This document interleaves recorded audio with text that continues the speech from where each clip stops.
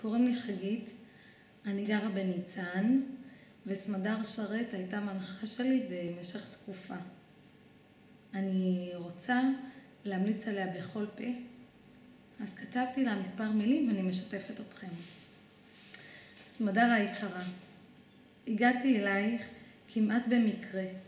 חברה שערכת את ספרה המליצה עלייך כשחיפשתי מישהי שתעודד ולא תטרפד, שתקדם ולא תכווץ.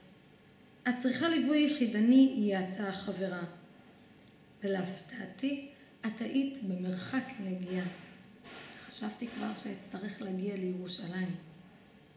בקיצור, פגשתי אותך סמדר, רגועה, מקשיבה, מקדמת, מחזקת, דוחפת קדימה, לא לעצור, חושבת בשכל, מרגישה בלב. עזרת לי הרבה, נתת דחיפה היכן שצריך, חיזקת ותמכת.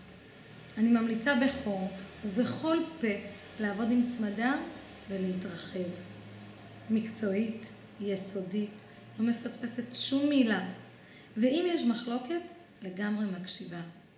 אז תודה לך סמדר, תודה על היותך. אנחנו ממשיכות להיות בקשר, באהבה גדולה, חגית. להתראות.